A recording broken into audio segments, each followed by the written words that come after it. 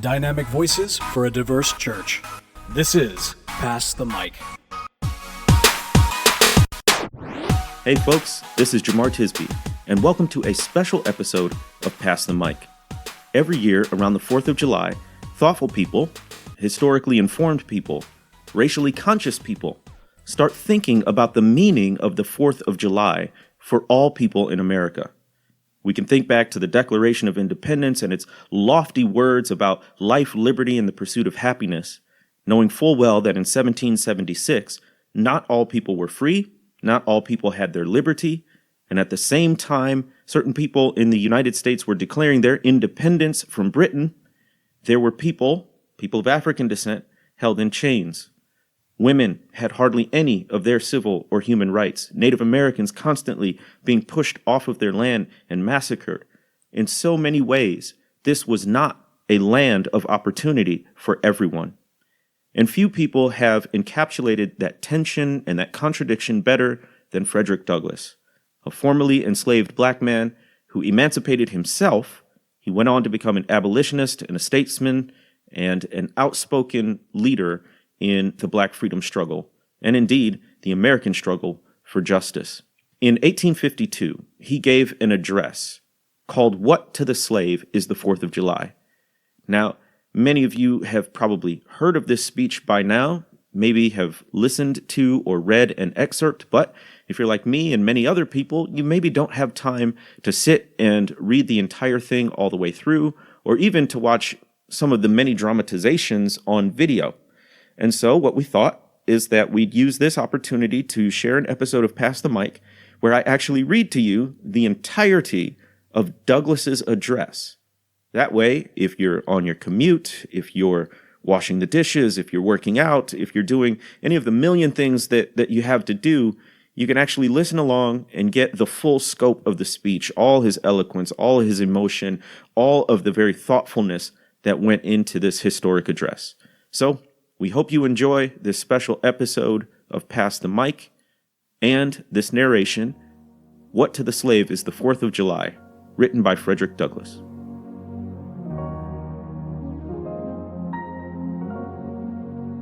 July 5th, 1852. Mr. President, friends and fellow citizens, he who could address this audience without a quailing sensation has stronger nerves than I have. I do not remember ever to have appeared as a speaker before any assembly more shrinkingly, nor with greater distrust of my ability than I do this day. A feeling has crept over me quite unfavorable to the exercise of my limited powers of speech. The task before me is one which requires much previous thought and study for its proper performance. I know that apologies of this sort are generally considered flat and unmeaning. I trust, however, that mine will not be so considered. Should I seem at ease, my appearance would much misrepresent me. The little experience I have had in addressing public meetings in country schoolhouses avails me nothing on the present occasion. The papers and placards say that I am to deliver a 4th of July oration. This certainly sounds large and out of the common way, for it is true that I have often had the privilege to speak in this beautiful hall and to address many who now honor me with their presence. But neither their familiar faces nor the perfect gauge I think I have of Corinthian Hall seems to free me from embarrassment. The fact is, ladies and gentlemen, the distance between this platform and the slave plantation from which I escaped is considerable.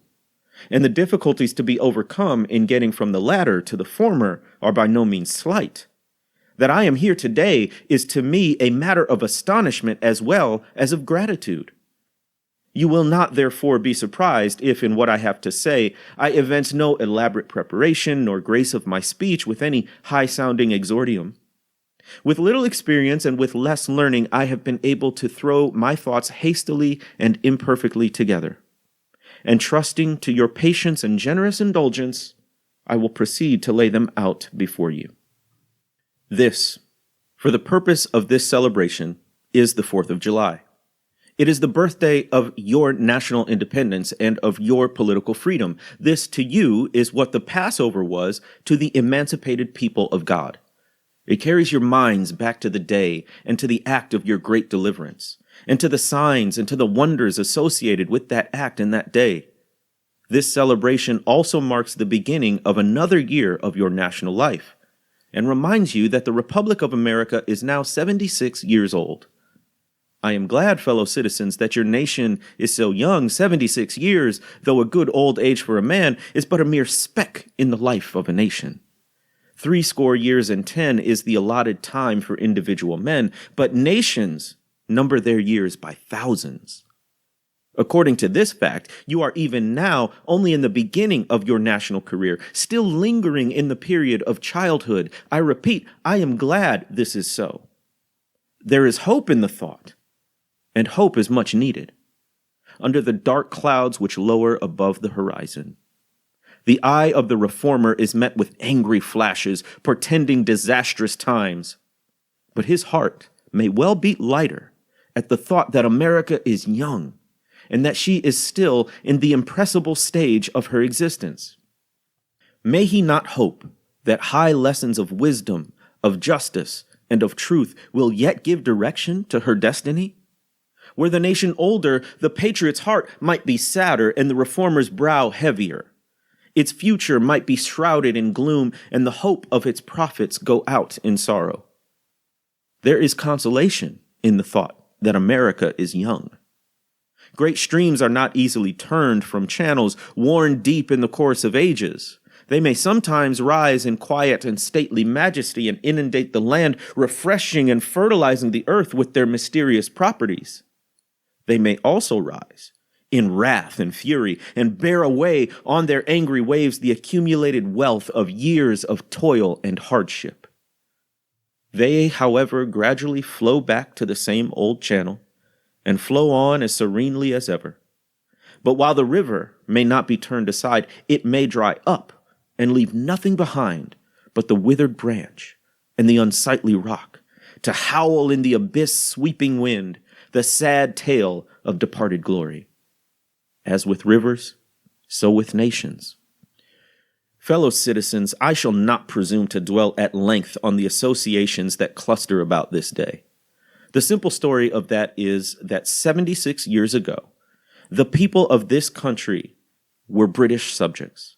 The style and title of, quote, your sovereign people, in which you now glory, was not then born. You were under the British crown. Your fathers esteemed the English government as the home government, and England was the fatherland. This home government, you know, although a considerable distance from your home, did, in the exercise of its parental prerogatives, impose upon its colonial children such restraints, burdens, and limitations as in its mature judgment it deemed wise, right, and proper. But your fathers, who had not adopted the fashionable idea of this day of the infallibility of government and the absolute character of its acts, presumed to differ from the home government in respect to the wisdom and the justice of some of those burdens and restraints. They went so far in their excitement as to pronounce the measures of government unjust, unreasonable, and oppressive, and altogether such as ought not to be quietly submitted to. I scarcely need to say, fellow citizens, that my opinion of these measures fully accords with that of your fathers. Such a declaration of agreement on my part would not be worth much to anybody. It would certainly prove nothing as to what part I might have taken had I lived during the great controversy of 1776. To say now that America was right and England wrong is exceedingly easy. Everybody can say it. The dastard, not less than the noble brave, can flippantly descant on the tyranny of England towards the American colonies. It is fashionable to do so. But there was a time when to pronounce against England and in favor of the cause of the colonies tried men's souls. They who did so were accounted in their day plotters of mischief, agitators and rebels, dangerous men, to side with the right against the wrong, with the weak against the strong, and with the oppressed against the oppressor. Here lies the merit, and the one which, of all others, seems unfashionable in our day. The cause of liberty may be stabbed by the men who glory in the deeds of your fathers. But to proceed. Feeling themselves harshly and unjustly treated by the home government, your fathers, like men of honesty and men of spirit, earnestly sought redress. They petitioned and remonstrated. They did so in a decorous, respectful, and loyal manner. Their conduct was wholly unexceptionable. This, however, did not answer the purpose. They saw themselves treated with sovereign indifference, coldness, and scorn. Yet they persevered. They were not the men to look back. As the sheet anchor takes a firmer hold when the ship is tossed by the storm, so did the cause of your fathers grow stronger as it breasted the chilling blasts of kingly displeasure. The greatest and best of British statesmen admitted its justice, and the loftiest eloquence of the British Senate came to its support. But with that blindness which seems to be the unvarying characteristic of tyrants, since Pharaoh and his hosts were drowned in the Red Sea, the British government persisted in the exactions complained of. The madness of this course, we believe, is admitted now, even by England, but we fear the lesson is wholly lost on our present ruler. Oppression makes a wise man mad. Your fathers were wise men. And if they did not go mad, they became restive under this treatment. They felt themselves the victims of grievous wrongs, wholly incurable in the colonial capacity. With brave men, there is always a remedy for oppression. Just here, the idea of a total separation of the colonies from the crown was born. It was a startling idea, much more so than we at this distance of time regard it. The timid and the prudent, as has been intimated, of that day were of course shocked and alarmed by it.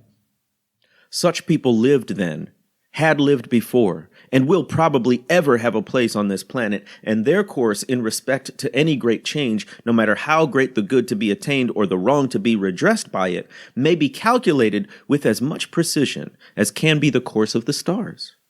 They hate all changes but silver, gold, and copper change. Of this sort of change they are always strongly in favor. These people were called Tories in the days of your fathers, and the appellation probably conveyed the same idea that is meant by a more modern, though a somewhat less euphonious term, which we often find in our papers applied to some of our old politicians. Their opposition to the then dangerous thought was earnest and powerful, but amid all their terror and affrighted vociferations against it, the alarming and revolutionary idea moved on, and the country with it. On the 2nd day of July, 1776, the old Continental Congress, to the dismay of the lovers of ease and the worshippers of property, clothed that dreadful idea with all the authority of national sanction. They did so in the form of a resolution. And as we seldom hit upon resolutions drawn up in our day whose transparently is at all equal to this, it may refresh your minds and help my story if I read it. Quote, resolved that these united colonies are, and of right, ought to be free and independent states, that they are absolved from all allegiance to the British Crown, and that all political connection between them and the state of Great Britain is and ought to be dissolved. Citizens, your fathers made good that resolution. They succeeded, and today you reap the fruits of their success. The freedom gained is yours, and you, therefore, may properly celebrate this anniversary. The 4th of July is the first great fact in your nation's history, the very ring bolt in the chain of your yet undeveloped destiny. Pride and patriotism, not less than gratitude, prompt you to celebrate and to hold it in perpetual remembrance. I have said that the Declaration of Independence is the ring bolt to the chain of your nation's destiny, so indeed I regard it. The principles contained in that instrument are saving principles. Stand by those principles. Be true to them on all occasions, in all places, against all foes, and at whatever cost. From the round top of your ship of state, dark and threatening clouds may be seen. Heavy billows like mountains in the distance disclose to the leeward huge forms of flinty rocks. That bolt drawn, that chain broken, and all is lost. Cling to this day, cling to it and to its principles with the grasp of a storm-tossed mariner to a spar at midnight. The coming into being of a nation in any circumstances is an interesting event, but Besides general considerations, there were peculiar circumstances which make the advent of this republic an event of special attractiveness. The whole scene, as I look back to it, was simple, dignified, and sublime. The population of the country at the time stood at the insignificant number of 3 millions. The country was poor in the munitions of war. The population was weak and scattered, and the country a wilderness unsubdued. There were then no means of concert and combination such as exist now. Neither steam nor lightning had then been reduced to order and discipline. From the Potomac to the Delaware was a journey of many days. Under these and innumerable other disadvantages, your fathers declared for liberty and independence and triumphed. Fellow citizens, I am not wanting in respect for the fathers of this republic. The signers of the Declaration of Independence were brave men. They were great men, too, great enough to give fame to a great age. It does not often happen to a nation to raise at one time such a number of truly great men. The point from which I am compelled to view them is not certainly the most favorable, and yet I cannot contemplate their great deeds with less than admiration. They were statesmen, patriots, and heroes, and for the good they did and the principles they contended for, I will unite with you to honor their memory. They loved their country better than their own private interests, and, though this is not the highest form of human excellence, all will concede that it is a rare virtue, and that when it is exhibited, it ought to command respect. He who will, intelligently, lay down his life for his country is a man whom it is not in human nature to despise. Your fathers staked their lives, their fortunes, and their sacred honor on the cause of their country. In their admiration of liberty, they lost sight of all other interests. They were peacemen, but they preferred revolution to peaceful submission to bondage. They were quiet men, but they did not shrink from agitating against oppression. They showed forbearance, but that they knew its limits. They believed in order, but not in the order of tyranny. With them, nothing was settled that was not right. With them, justice, liberty, and humanity were final, not slavery and oppression.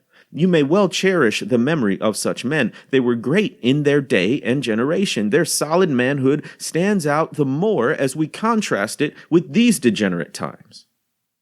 How circumspect, exact, and proportionate were all their movements. How unlike the politicians of an hour. Their statesmanship looked beyond the passing moment and stretched away in strength into the distant future. They seized upon eternal principles and set a glorious example in their defense. Mark them! Fully appreciating the hardship to be encountered, firmly believing in the right of their cause, honorably inviting the scrutiny of an onlooking world, reverently appealing to heaven to attest their sincerity, soundly comprehending the solemn responsibility they were about to assume, wisely measuring the terrible odds against them, your fathers, the fathers of this republic, did most deliberately, under the inspiration of a glorious patriotism and with a sublime faith in the great principles of justice and freedom, lay deep the cornerstone of the national superstructure which has risen and still rises in grandeur around you. Of this fundamental work, this day is the anniversary. Our eyes are met with demonstrations of joyous enthusiasm. Banners and pennants wave exultingly on the breeze. The din of business, too, is hushed. Even Mammon seems to have quitted his grasp on this day. The ear-piercing fife and the stirring drum unite their accents with the ascending peal of 1,000 church bells. Prayers are made, hymns are sung, and sermons are preached in honor of this day, while the quick martial tramp of a great and multitudinous nation, echoed back by all the hills, valleys, and mountains of a vast continent, bespeak the occasion, one of thrilling and universal interest, nation's jubilee. Friends and citizens, I need not further enter into the causes which led to this anniversary. Many of you understand them better than I do. You could instruct me in regard to them. There is a branch of knowledge in which you feel perhaps a much deeper interest than your speaker. The causes which led to the separation of the colonies from the British Crown have never lacked for a tongue. They have all been taught in your common schools, narrated at your firesides, unfolded from your pulpits, and thundered from your legislative halls, and are as familiar to you as household words. They form the staple of your national poetry and eloquence. I remember also that as a people, Americans are remarkably familiar with all the facts which make in their own favor. This is esteemed by some as a national trait, perhaps a national weakness. It is a fact that whatever makes for the wealth or for the reputation of Americans, and can be had cheap, will be found by Americans. I shall not be charged with slandering Americans if I say I think the American side of any question may be safely left in American hands. I leave, therefore, the great deeds of your fathers to other gentlemen whose claim to have been regularly descended will be less likely to be disputed than mine, the present. My business, if I have any here today, is with the present. The accepted time with God and his cause is the ever-living now. Trust no future, however pleasant. Let the dead past bury its dead. Act in the living present, heart within and God overhead. We have to do with the past only as we can make it useful to the present and to the future. To all inspiring motives, to noble deeds which can be gained from the past, we are welcome. But now is the time, the important time. Your fathers have lived, died, and have done their work, and have done much of it well. You live and must die, and you must do your work. You have no right to enjoy a child's share in the labor of your fathers, unless your children are blessed by your labors. You have no right to wear out and waste the hard-earned fame of your fathers to cover your indolence. Sidney Smith tells us that men seldom eulogize the wisdom and virtues of their fathers, but to excuse some folly or wickedness of their own. This truth is not a doubtful one. There are illustrations of it near and remote, ancient and modern. It was fashionable hundreds of years ago for the children of Jacob to boast, "We have Abraham to our father," when they had long lost Abraham's faith and spirit. That people contented themselves under the shadow of Abraham's great name, while they repudiated the deeds which made his name great. Need I remind you that a similar thing is being done all over this country today? Need I tell you that the Jews are not the only people who built the tombs of the prophets and garnished the sepulchres of the righteous? Washington could not die till he had broken the chains of his slaves, yet his monument is built up by the price of human blood. And the traitors in the bodies and souls of men shout, "We have Washington to our father." Alas, that it should be so, yet so it is. The evil that men do lives after them.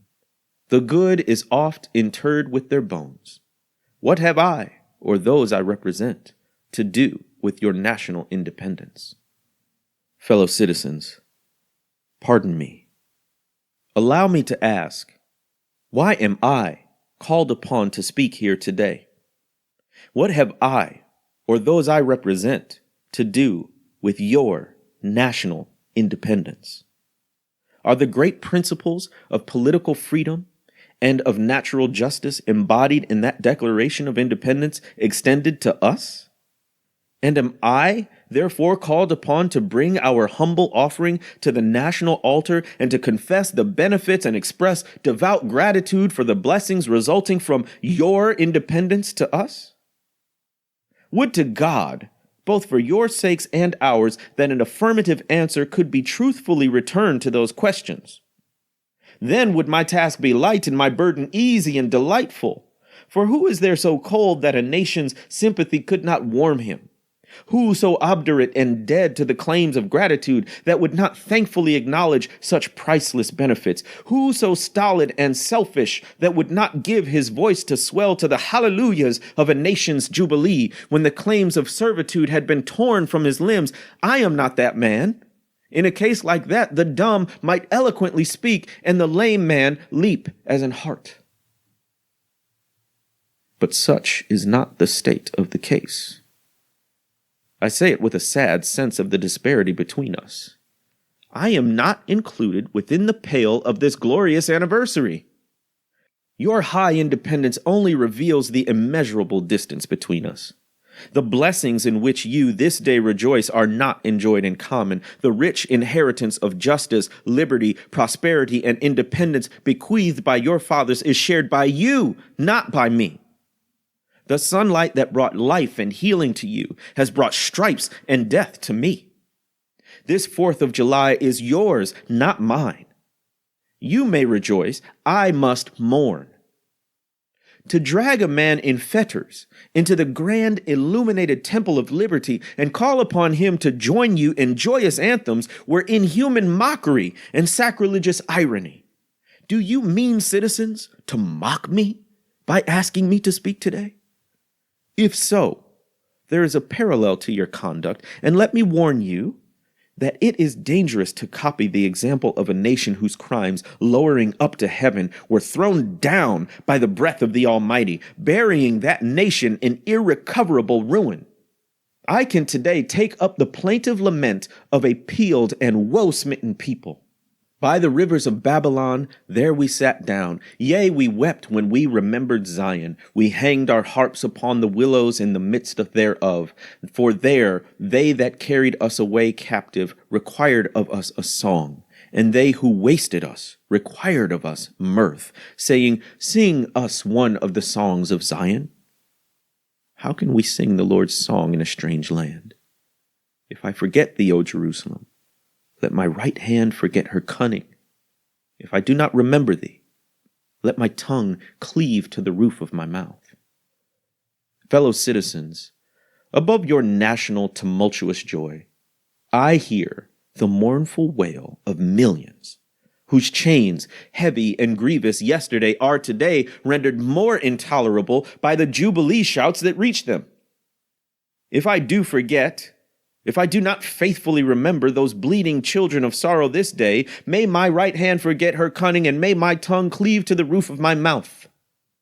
To forget them, to pass lightly over their wrongs, and to chime in with the popular theme would be treason most scandalous and shocking, and would make me a reproach before God and the world. My subject, then, fellow citizens, is American slavery. I shall see this day and its popular characteristics from the slave's point of view. Standing there identified with the American bondman, making his wrongs mine, I do not hesitate to declare with all my soul that the character and conduct of this nation never looked blacker to me than on this 4th of July. Whether we turn to the declarations of the past or to the professions of the present, the conduct of the nation seems equally hideous and revolting. America is false to the past, false to the present, and solemnly binds herself to be false to the future. Standing with God and the crushed and bleeding slave on this occasion, I will, in the name of humanity which is outraged, in the name of liberty which is fettered, in the name of the Constitution and the Bible which are disregarded and trampled upon, dare to call in question and to denounce with all the emphasis I can command everything that serves to perpetuate slavery, the great sin and shame of America.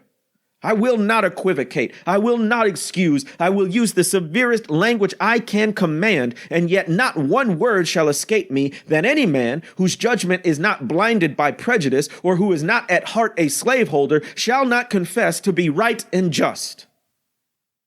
But I fancy I hear someone of my audience say, it is just in this circumstance that you and your brother abolitionists failed to make a favorable impression on the public mind. Would you argue more and denounce less? Would you persuade more and rebuke less? Your cause would be much more likely to succeed. But I submit, where all is plain, there is nothing to be argued. What point in the anti-slavery creed would you have me argue? On what branch of the subject do the people of this country need light? Must I undertake to prove that the slave is a man? That point is conceded already. Nobody doubts it. The slaveholders themselves acknowledge it in the enactment of laws for their government. They acknowledge it when they punish disobedience on the part of a slave. There are 72 crimes in the state of Virginia, which, if committed by a black man, no matter how ignorant he may be, subject him to the punishment of death, while only 2 of the same crimes will subject a white man to the like punishment. What is this but the acknowledgement that the slave is a moral, intellectual, and responsible being? The manhood of the slave is conceded. It is admitted in the fact that Southern statute books are covered with enactments forbidding, under severe fines and penalties, the teaching of the slave to read or write. When you can point to any such laws in reference to the beasts of the field, then I may consent to argue the manhood of the slave. When the dogs in your streets, when the fowls of the air, when the cattle on your hills, when the fish of the sea and the reptiles that crawl shall be unable to distinguish the slave from a brute, there will I argue with you that the slave is a man. For the present, it is enough to affirm the equal manhood of the Negro race. Is it not astonishing that while we were plowing, planting, and reaping, using all kinds of mechanical tools, erecting houses, constructing bridges, building ships, working in metals of brass, iron, copper, silver, and gold, that while we are reading, writing, and ciphering, acting as clerks, merchants, and secretaries, having among us lawyers, doctors, ministers, poets, authors, editors, orators, and teachers, that while we are engaged in all manner of enterprises common to other men, digging gold in California, capturing the whale in the Pacific, feeding sheep and cattle on the hillside, living, moving, acting, thinking, planning, living in families as husbands, wives, and children, and above all, confessing and worshiping the Christian God and looking hopefully for life and immortality beyond the grave, we are called upon to prove that we are men. Would you have me argue that man is entitled to liberty? That he is the rightful owner of his own body? You have already declared it. Must I argue the wrongfulness of slavery? Is that a question for Republicans? Is it to be settled by the rules of logic and argumentation as a matter beset with great difficulty involving a doubtful application of the principle of justice hard to be understood? How should I look today in the presence of Americans dividing and subdividing a discourse to show that men have a natural right to freedom, speaking of it relatively and positively, negatively and affirmatively? To do so would be to make myself ridiculous and to offer an insult to your understanding. There is not a man beneath the canopy of heaven that does not know that slavery is wrong for him. What? Am I to argue that it is wrong to make men brutes? To rob them of their liberty, to work them without wages, to keep them ignorant of their relations to their fellow men, to beat them with sticks, to flay their flesh with the lash, to load their limbs with irons, to hunt them with dogs, to sell them at auction, to sunder their families, to knock out their teeth, to burn their flesh, to starve them into obedience and submission to their masters? Must I argue that a system thus marked with blood and stained with pollution is wrong? No, I will not. I have better employments for my time and strength than such arguments would imply. What then remains to be argued? Is it that slavery is not divine? That God did not establish it? That our doctors of divinity are mistaken? There is blasphemy in the thought. That which is inhuman cannot be divine. Who can reason on such a proposition? They that can may, I cannot. The time for such argument is past. At a time like this, scorching irony, not convicting argument, is needed. Oh, had I the ability, and could I reach the nation's ear, I would today pour out a fiery stream of biting ridicule, blasting reproach, withering sarcasm, and stern rebuke. For it is not light that is needed, but fire. It is not the gentle shower, but thunder. We need the storm, the whirlwind, and the earthquake. The feeling of the nation must be quickened. The conscience of the nation must be roused. The propriety of the nation must be startled. The hypocrisy of the nation must be exposed, and its crimes against God and man must be proclaimed and denounced. What to the American slave is your 4th of July? I answer, a day that reveals to him More than all other days in the year, the gross injustice and cruelty to which he is the constant victim. To him, your celebration is a sham. Your boasted liberty an unholy license. Your national greatness swelling vanity. Your sounds of rejoicing are empty and heartless. Your denunciation of tyrants brass-fronted impudence. Your shouts of liberty and equality hollow mockery. Your prayers and hymns, your sermons and thanksgiving, with all your religious parade and solemnity, are to him mere bombast, fraud, deception, impiety, and hypocrisy, a thin veil to cover up crimes which would disgrace a nation of savages. There is not a nation on the earth guilty of practices more shocking and bloody than are the people of these United States at this very hour. Go where you may, search where you will, roam through all the monarchies and despotisms of the old world, travel through South America, search out every abuse, and when you have found the last, lay your facts by the side of the everyday practices of this nation, and you will say with me that for revolting barbarity and shameless hypocrisy, America reigns without a rival. Take the American slave trade, which we are told by the papers is especially prosperous just now. Ex-Senator Benton tells us that the price of men was never higher than now. He mentions the fact to show that slavery is in no danger. This trade is one of the peculiarities of American institutions. It is carried on in all the large towns and cities in one half of this confederacy, and millions are pocketed every year by dealers in this horrid traffic. In several states, this trade is a chief source of wealth. It is called, in contradistinction to the foreign slave trade, the internal slave trade. It is probably called so too in order to divert from it the horror with which the foreign slave trade is contemplated. That trade has long since been denounced by this government as piracy. It has been denounced with burning words from the high places of this nation as an execrable traffic. To arrest it, to put an end to it, this nation keeps a squadron at an immense cost on the coast of Africa. Everywhere in this country, it is safe to speak of this foreign slave trade as a most inhuman traffic opposed alike to the laws of God and of man. The duty to extirpate and destroy it is admitted even by our doctors of divinity. In order to put an end to it, some of these last have consented that their colored brethren, nominally free, should leave this country and establish themselves on the western coast of Africa.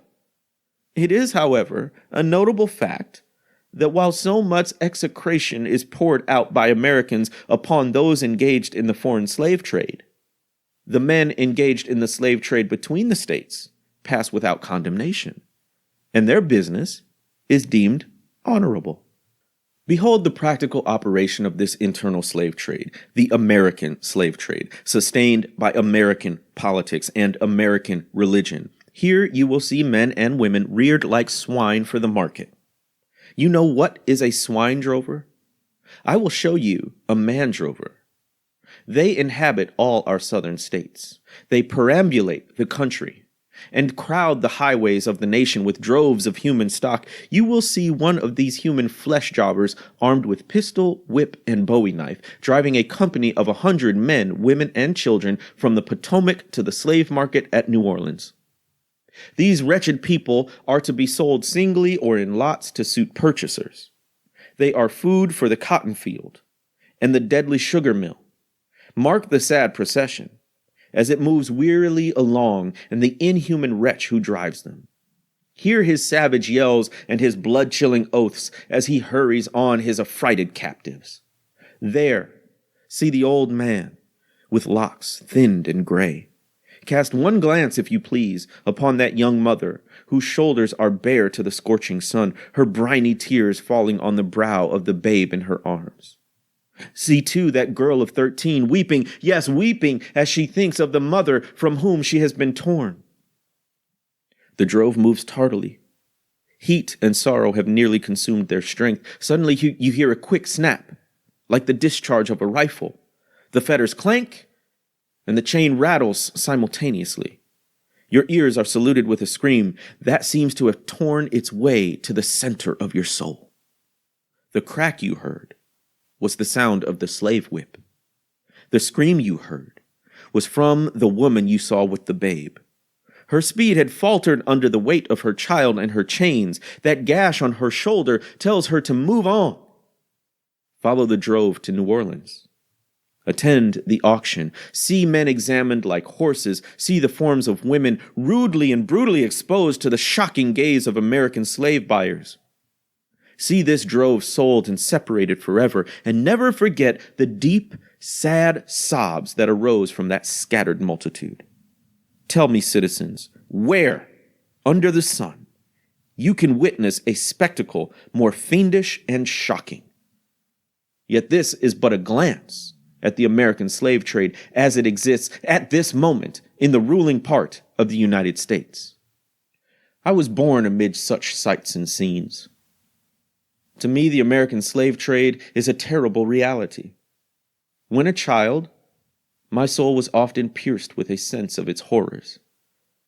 I lived on Philpott Street, Fells Point, Baltimore, and have watched from the wharves the slave ships in the basin, anchored from the shore with their cargoes of human flesh, waiting for favorable winds to waft them down to the Chesapeake. There was at that time a grand slave mart kept at the head of Pratt Street by Austin Wadfolk. His agents were sent into every town and country in Maryland announcing their arrival through the papers and on flaming handbills headed "Cash for Negroes." These men were generally well-dressed men and very captivating in their manners, ever ready to drink, to treat, and to gamble. The fate of many a slave has depended upon the turn of a single card. And many a child has been snatched from the arms of its mother by bargains arranged in a state of brutal drunkenness. The fleshmongers gather up their victims by dozens and drive them chained to the General Depot at Baltimore. When a sufficient number have been collected here, a ship is chartered for the purpose of conveying the forlorn crew to Mobile or to New Orleans. From the slave prison to the ship, they are usually driven in the darkness of night, for since the anti-slavery agitation, a certain caution is observed. In the deep, still darkness of midnight, I have been often aroused by the dead heavy footsteps and the piteous cries of the chained gangs that passed our doors. The anguish of my boyish heart was intense, and I was often consoled when speaking to my mistress in the morning to hear her say that the custom was very wicked, that she hated to hear the rattle of the chains and the heartrending cries. I was glad to find one who sympathized with me in my horror. Fellow citizens, this murderous traffic is today in active operation in this boasted republic. In the solitude of my spirit, I see clouds of dust raised on the highways of the South. I see the bleeding footsteps. I hear the doleful wail of fettered humanity on the way to the slave markets, where the victims are to be sold like horses, sheep, and swine, knocked off to the highest bidder. There I see the tenderest ties ruthlessly broken to gratify the lust, caprice, and rapacity of the buyers and sellers of men. My soul sickens at the sight. Is this the land your fathers loved, the freedom which they toiled to win? Is this the earth whereon they moved? Are these the graves they slumber in? But still a more inhuman, disgraceful, and scandalous state of things remains to be presented. By an act of the American Congress not yet 2 years old, slavery has been nationalized in its most horrible and revolting form. By that act, Mason and Dixon's line has been obliterated. New York has become as Virginia, and the power to hold, hunt, and sell men, women, and children as slaves remains no longer a mere state institution, but is now an institution of the whole United States. The power is coextensive with the Star-Spangled Banner and American Christianity. Where these go, may also go the merciless slave hunter. Where these are, man is not sacred. He is a bird for the sportsman's gun. By that most foul and fiendish of all human decrees, the liberty and person of every man are put in peril.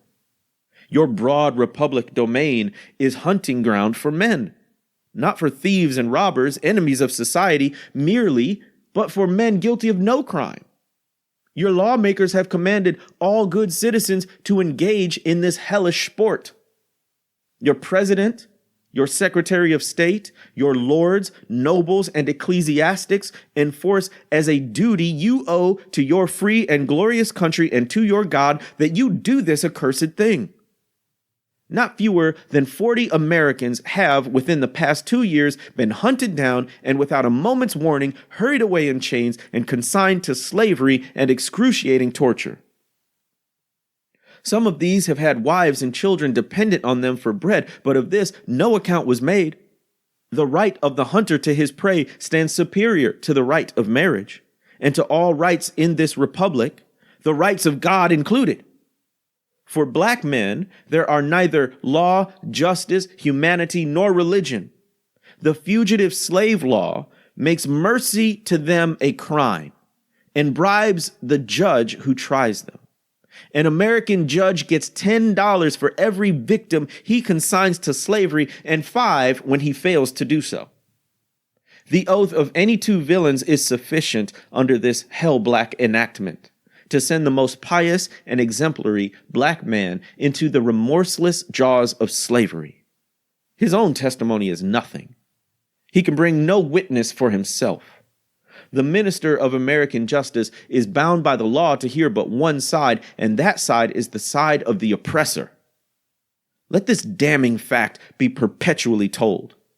Let it be thundered around the world that in tyrant-killing, king-hating, people-loving, democratic, Christian America, the seats of justice are filled with judges who hold their offices under an open and palpable bribe, and are bound in deciding in the case of a man's liberty only to hear his accusers.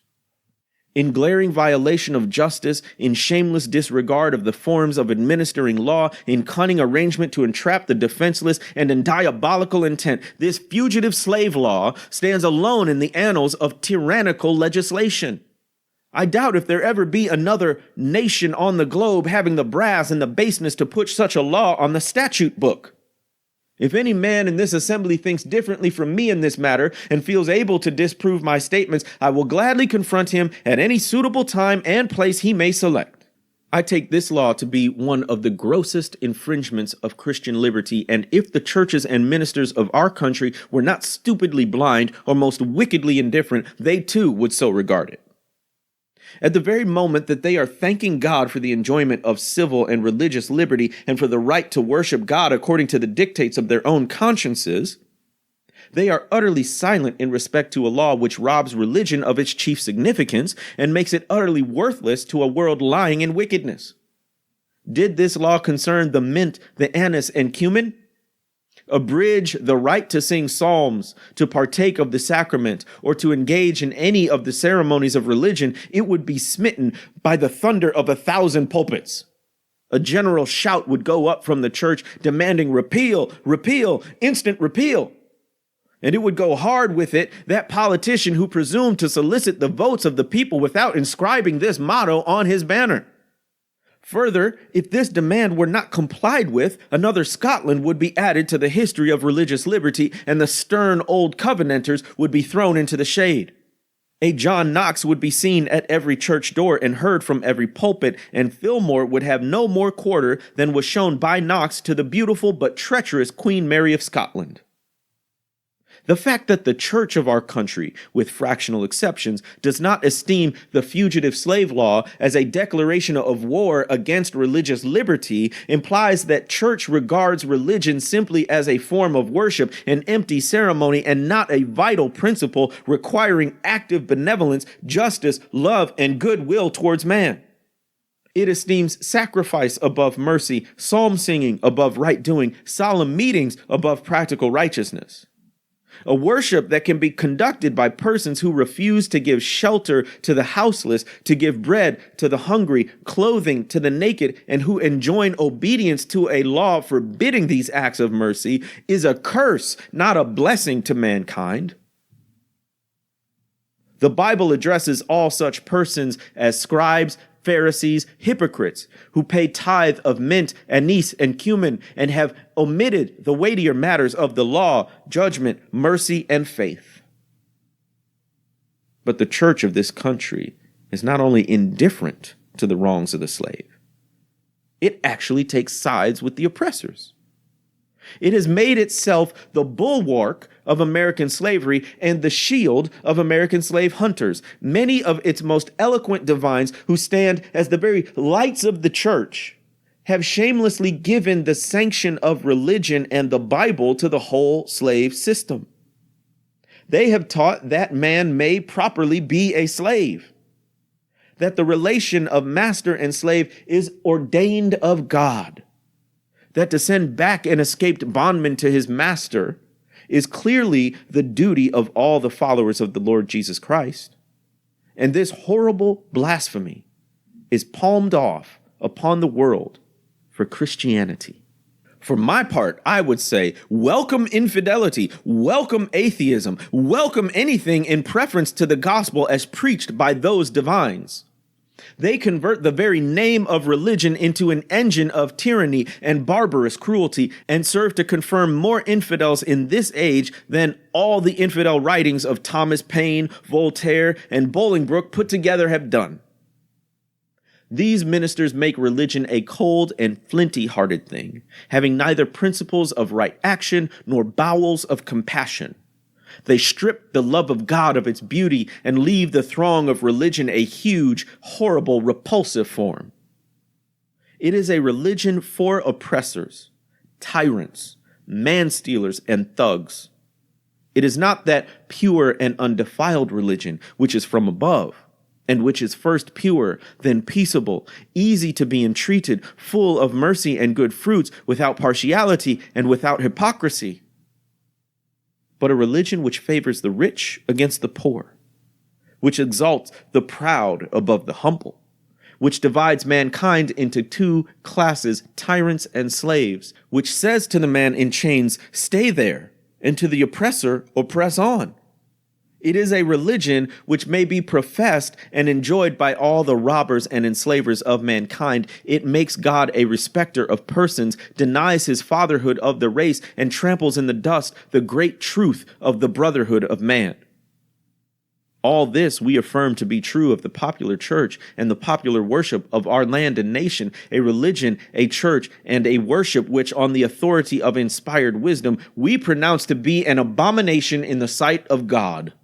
In the language of Isaiah, the American church might be well addressed, "Bring no more vain oblations. Incense is an abomination unto me. The new moons and Sabbaths, the calling of assemblies, I cannot away with this.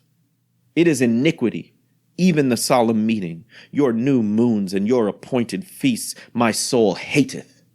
They are a trouble to me. I am weary to bear them. And when ye spread forth your hands, I will hide mine eyes from you. Yea, when ye make many prayers, I will not hear. Your hands are full of blood. Cease to do evil. Learn to do well. Seek judgment. Relieve the oppressed. Judge for the fatherless. Plead for the widow." The American church is guilty when viewed in connection with what it is doing to uphold slavery. But it is superlatively guilty when viewed in connection with its ability to abolish slavery. The sin of which it is guilty is one of omission as well as of commission. Albert Barnes but uttered what the common sense of every man at all observant of the actual state of the case will receive as truth, when he declared, "There is no power out of the church that could sustain slavery an hour if it were not sustained in it." Let the religious press, the pulpit, the Sunday school, the conference meeting, the great ecclesiastical, missionary, Bible, and tract associations of the land array their immense powers against slavery and slaveholding, and the whole system of crime and blood would be scattered to the winds. And that they do not do this involves them in the most awful responsibility of which the mind can conceive. In prosecuting the anti-slavery enterprise, we have been asked to spare the church, to spare the ministry. But how, we ask, could such a thing be done? We are met on the threshold of our efforts for the redemption of the slave by the church and ministry of the country, in battle arrayed against us, and we are compelled to fight or flee.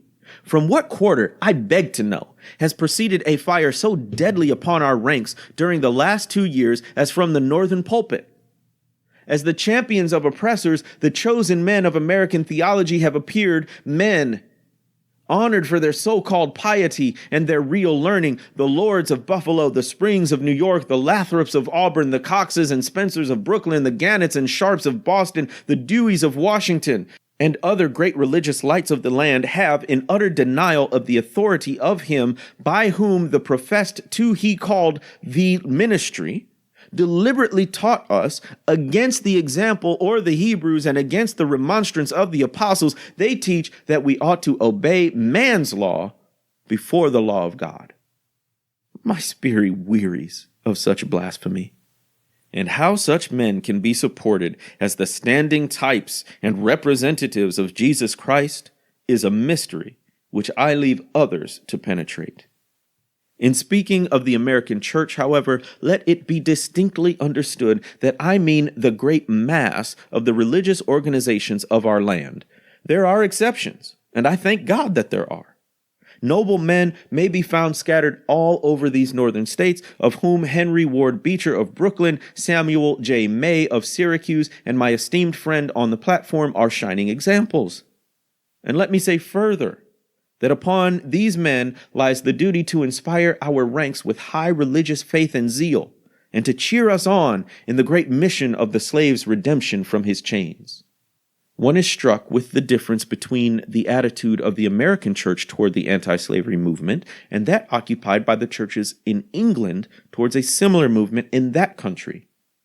There, the church, true to its mission of ameliorating, elevating, and improving the condition of mankind, came forward promptly, bound up the wounds of the West Indian slave, and restored him to his liberty. There, the question of emancipation was a highly religious question. It was demanded in the name of humanity and according to the law of the living God. The Sharps, the Clarksons, the Wilberforces, the Buxtons, and Burchells, and the Nibbs were all alike famous for their piety and for their philanthropy.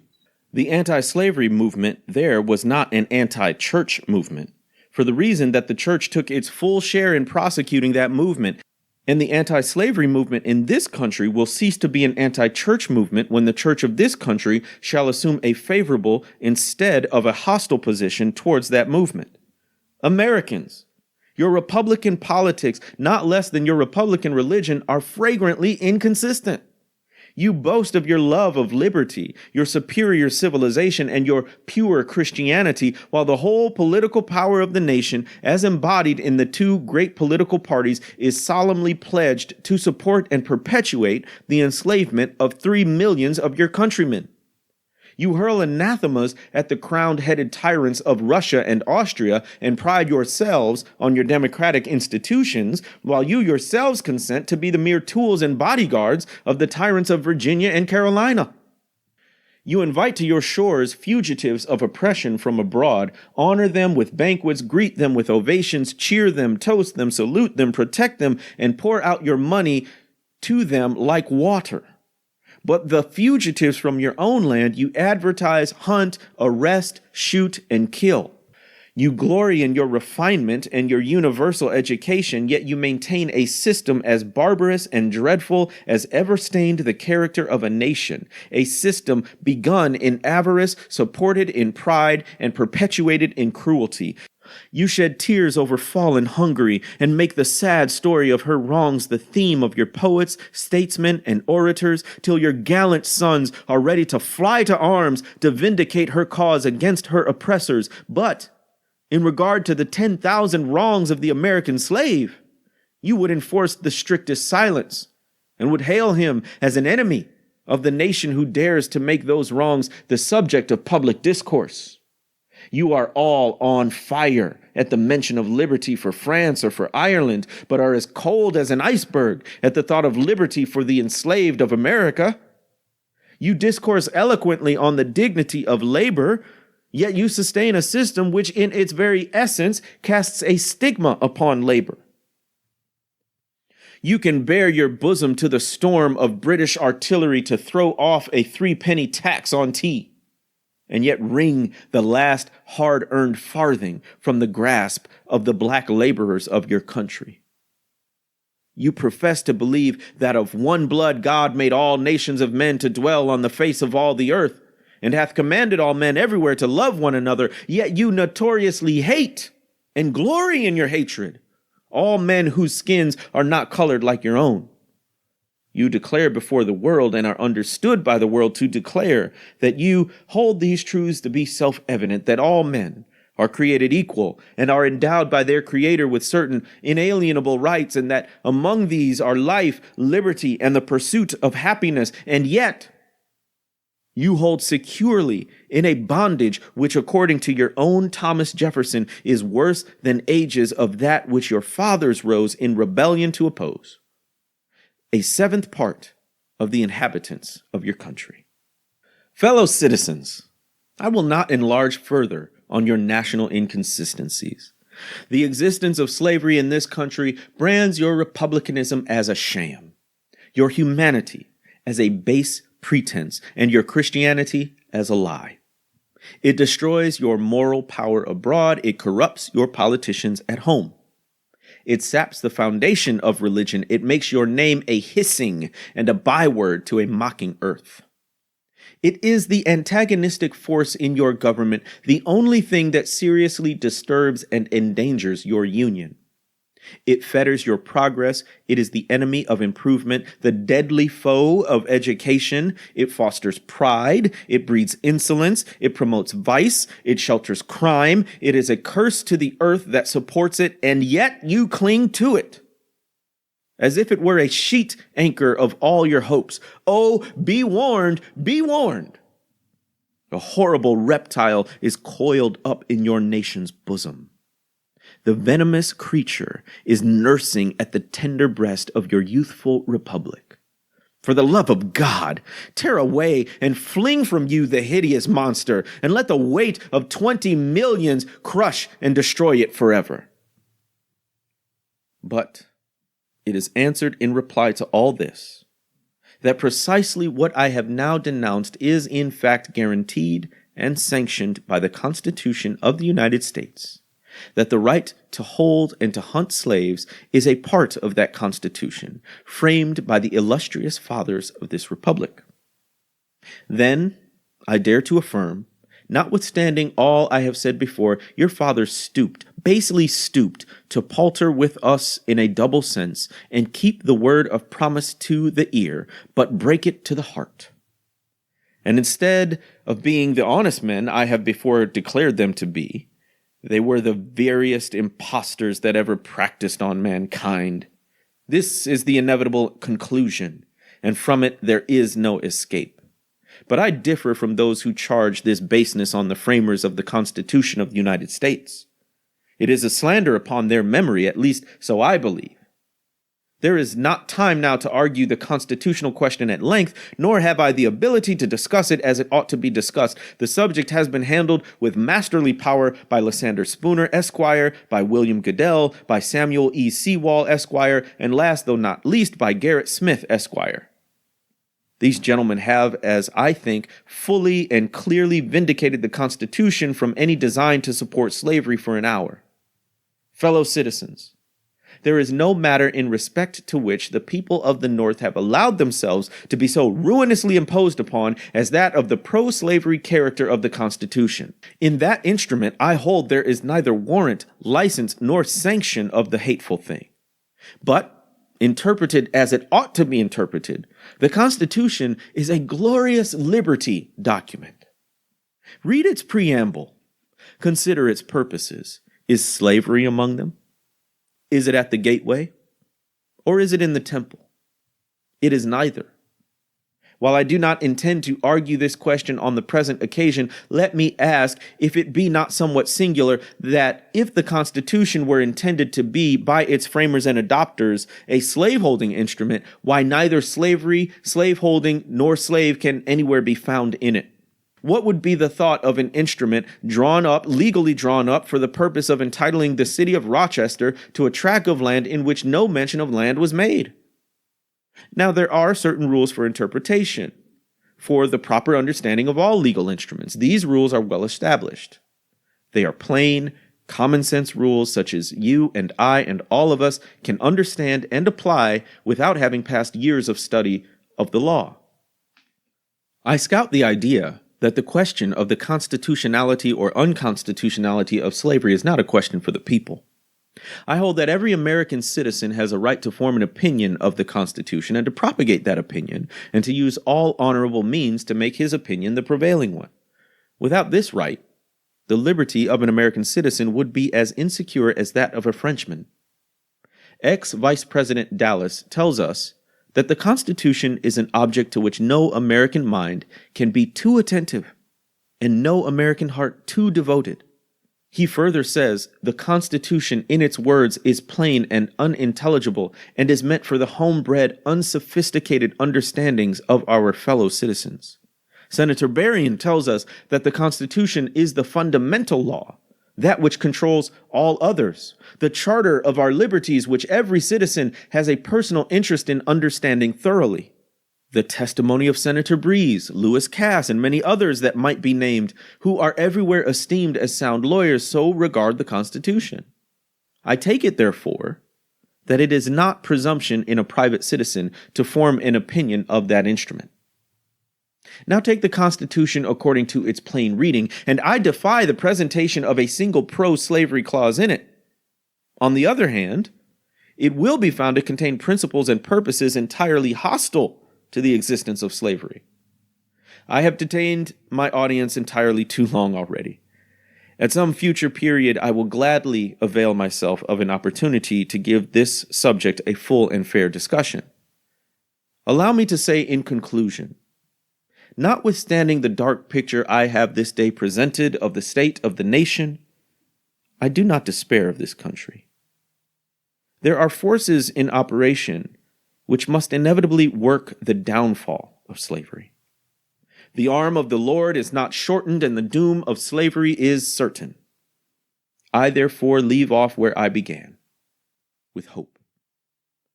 While drawing encouragement from the Declaration of Independence, the greatest principles it contains, and the genius of American institutions, my spirit is also cheered by the obvious tendencies of the age. Nations do not now stand in the same relation to each other as they did that day ages ago.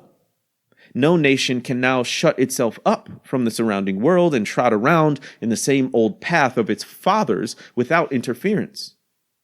The time was when such could be done. Long-established customs of hurtful character could formally fence themselves in and do their evil work with social impunity. Knowledge was then confined and enjoyed by the privileged few, and the multitude walked in mental darkness. But a change has now come over the affairs of mankind. Walled cities and empires have become unfashionable. The arm of commerce has borne away the gates of the strong city. Intelligence is penetrating the darkest corners of the globe. It makes its pathway over and under the sea as well as on the earth. Wind, steam, and lightning are its chartered agents. Oceans no longer divide, but link nations together. From Boston to London is now a holiday excursion. Space is comparatively annihilated. Thoughts expressed on one side of the Atlantic are distinctly heard on the other. The far-off and almost fabulous Pacific rolls in grandeur at our feet. The celestial empire, the mystery of ages, is being solved. The fiat of the Almighty, "Let there be light," has not yet spent its force. No abuse, no outrage, whether in taste, sport, or avarice, can now hide itself from the all-pervading light. The iron shoe and crippled foot of China must be seen, in contrast with nature. Africa must rise and put on her yet unwoven garment. Ethiopia shall stretch out her hand unto God. In the fervent aspirations of William Lloyd Garrison, I say, and let every heart join in saying it, God speed the year of Jubilee, the wide world over, when from their galling chains set free, the oppressed shall vilely bend the knee and wear the yoke of tyranny like brutes no more. That year will come, and freedom's reign, to man his plundered rights again restore. God speed the day when human blood shall cease to flow, in every clime be understood the claims of human brotherhood, and each return for evil good, not blow for blow. That day will come, all feuds to end, and change into a faithful friend each foe. Godspeed the hour, the glorious hour, when none on earth shall exercise a lordly power, nor in a tyrant's presence cower, but all to manhood's stature tower by equal birth. That hour will come, to each, to all, and from his prison house the thrall go forth. Until that year, day, hour arrive, with head and heart and hand I'll strive, to break the rod and rend the gyve, the spoiler of his prey deprive. So witness heaven, and never from my chosen post, whatever the peril or the cost, be driven.